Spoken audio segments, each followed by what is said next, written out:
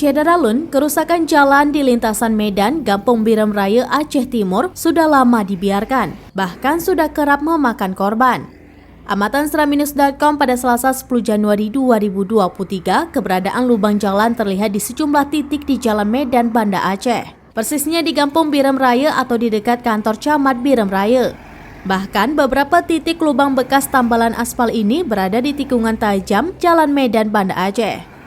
Selain itu, gorong-gorong di tikungan jalan tersebut juga amblas dan kerusakannya mulai mengarah ke badan jalan. Saat ini, warga sekitar telah memasang tanda kertas di lubang gorong-gorong amblas ini. Informasi dari warga sekitar, kendaraan roda 2 sudah beberapa kali mengalami kecelakaan saat melewati tikungan di jalan tersebut. Sepeda motor terjatuh ketika mengelak lubang dan juga ada yang terperosok ke lubang jalan aspal yang dimaksud. Selain itu, mobil yang melintas juga kerap nyaris mengalami kecelakaan ketika melintas.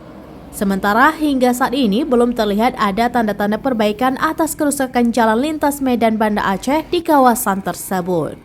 Dari Langsa, Subir, Seraminus.com.